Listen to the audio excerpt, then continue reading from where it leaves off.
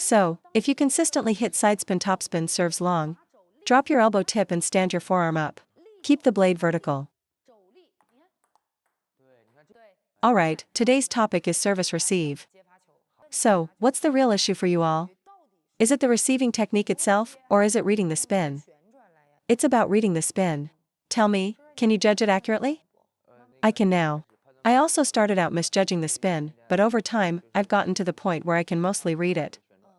And what was your method for improving? In the beginning, I tried reading the opponent's motion. But against skilled players, their motion is deceptive and you can't rely on it. So I started focusing on the ball's trajectory and rhythm. If I was unsure, I would receive a little later, letting the spin decay slightly before contact. Later, it just came down to consistent practice, because you can't rely on a single cue to judge the spin. You need to analyze multiple cues at once. The ball's arc, its speed, the direction of force at contact, and even where the paddle strikes the ball. By combining all these observations, my ability to read the serve improved. That's how I leveled up. So if you struggle with reading serves, it often comes down to a lack of match experience. You simply haven't seen enough variations. The solution is to play more matches and sharpen your ball reading skills. The second major issue is mindset. Many players either try to win the point outright with an aggressive push or just passively touch the ball and hope for the best. For example, on a sidespin-underspin serve, a passive touch will send the ball into the net.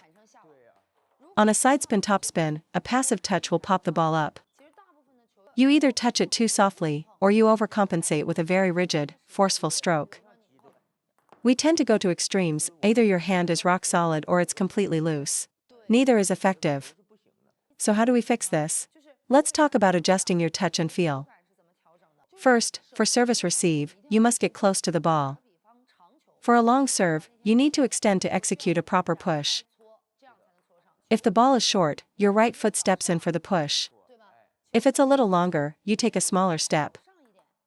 The first priority is always to maintain the correct distance from the ball.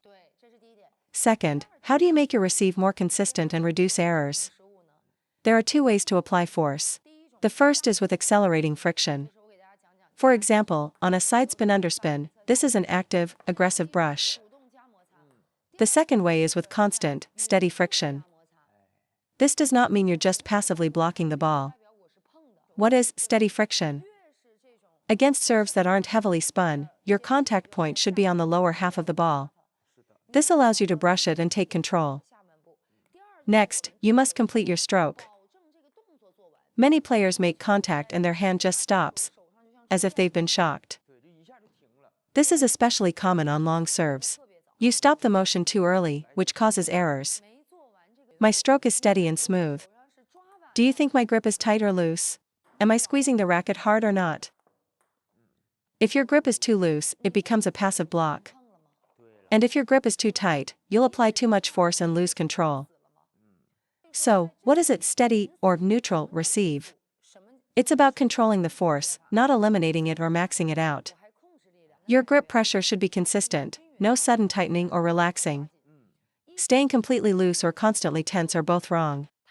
Aim for a steady 50 to 60% force and a consistent stroke speed. Let's take a look. See how stable this return is with a steady motion. You can't be totally passive, but you can't be overly aggressive either. Don't grip the racket for dear life, but don't hold it so loosely that it's unstable. Use 50 to 60% power and complete the motion smoothly. No sudden movements. Now, second point, is it better to contact the back of the ball or the side? Always contact the side of the ball, especially for a push. Think about how professional choppers play. They can return heavy loops because they always slice the side of the ball. They never chop the very back of the ball. It's always from the side. Forehand chop is on the right side of the ball. Backhand is on the left. If you try to chop straight through the back, you'll hit the net constantly. You'll also pop the ball up and lose all control of the arc. So, whenever I want to push, forehand or backhand, I always aim slightly off-center. Even a small adjustment to the side neutralizes a lot of spin. Too many players, especially on the backhand side, push straight into the back of the ball. This results in hitting the net against backspin and popping it up against no spin. Third tip, if you genuinely can't read the spin on a push, find a middle ground. Set your racket angle neutrally, not too open, not too closed, and focus on brushing the side of the ball. This will at least prevent you from giving up an easy high ball. The problem for many amateurs is that all their strokes, including loops and drives, are too extreme. It's either a hard hit or a heavy push, a high lift or a forward jam. In reality, most receives require you to create a controlled arc. Now, let's talk about attacking the serve. Give me a side spin underspin. Watch this loop. Can I use the same loop against a side spin topspin serve? Serve another side spin underspin. Now, can I use the same stroke on a topspin serve? Okay, now serve a side spin topspin. Watch, this is a pure side spin topspin. I'll push one first so you can see the spin. See? The exact same looping motion. Let me exaggerate it a bit. In a match, I wouldn't use such a big swing against topspin, but my point is this. If you generate enough friction, you can loop almost any serve that isn't extremely fast. So why do we make errors? Against topspin, we hit it flat instead of brushing. Against backspin, we push with too little friction and the ball drops. This is the root cause of eating the spin. Your contact is too hard and you don't generate enough of your own spin. Here's the secret, it doesn't matter if it's side spin topspin or side spin backspin. As long as the serve isn't jamming you, you can loop it. If you create enough friction, misreading the spin becomes much less critical. Let me show you again. A heavy side spin underspin, a half long no spin, a side spin topspin. All can be looped with the same fundamental motion. In one sentence, why do you eat spin? Not enough friction. Without it, a spinny ball goes into the net, and a no-spin ball flies off the table. When you apply heavy friction, you take control of the ball. You can create your own trajectory to clear the net and land on the table. So for those who can't read the spin, your solution is to master brushing the ball. Just add more friction. Of course, being able to read the spin is always the best case scenario. On a fast, jamming serve, you don't have time for a full swing. You have to shift immediately to a defensive block. But for any serve that's slightly slower, if you're unsure, just loop it. Listen up, if your receive is weak, you have two paths forward: either play more matches to improve your read, or develop a rock-solid loop on both wings. Even if you play with pimples, you'll still be affected if you can't distinguish between topspin and backspin. Long pips are an exception, but even they can be affected by extreme spin. Short and medium pips are definitely vulnerable. The same logic applies to the forehand. Side spin underspin, half long no spin, side spin topspin, all can be handled with the same looping technique. Now, we're not talking about those serves that really kick up off the table. If you can't read a serve with that much kick, that's on you. We're talking about the tricky, ambiguous serves. Slight topspin, slight backspin, or pure side spin, it doesn't matter as long as it's not too fast. The deep backhand serve is the biggest challenge for amateurs, right? Some had topspin, some had backspin. So, why was I able to return all of them? Because of the friction? No, that's not the main reason. It's because I stayed close to the ball. Did you see that? A couple of those serves were extremely fast and jammed me. But because I was already in position, close to the ball, I could still execute the loop. Against a fast, deep backspin serve, a lot of amateurs take their racket too far back, right? But watch where I make contact. Look closely. If you swing wide like this, you're trying to meet the ball with forward momentum. If your timing is even slightly late, the backspin will pull the ball into the net. But if I keep my racket in front, here's the principle: he gives me pace, and I give him arc. I'm converting his speed into my topspin. The faster his serve, the easier it is to loop. Give me an even faster one. This is how I loop every deep side spin serve. On the forehand, you have a bit more space to use a bigger motion. But on the backhand, a big arm swing will send the ball long. Your contact has to be extremely compact and efficient. This applies to short pips, long pips, all rubbers. He provides the speed, I provide the spin. I'm borrowing the energy from his serve to lift the ball over the net. That's it. That's the core principle. The faster he serves, the easier it is for me to use his pace. If you take a big backswing, your hand tenses up, your contact is late, and the ball goes straight into the net. This is the secret. It has nothing to do with using your body. If you can, great. If not, this technique alone will stop you from eating serves. The root of all service return errors is creating too much distance between you and the ball. The farther away you are, the more you will hit it flat, and the less you'll be able to brush it. Look how stable this is.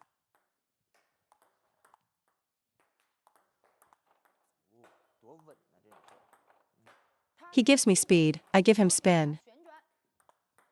To put it simply, his force comes forward like this, and my force goes upward like this. It's that simple. A serve has the most complex spin you'll face in a rally. It's not like a simple push, where you can easily meet the ball with forward force. On a serve, especially a deep sidespin underspin, you must use his pace and redirect it forward and up, lifting the spin. Don't create space to collide with the ball. Once there's too much space, you lose that close contact needed for maximum friction.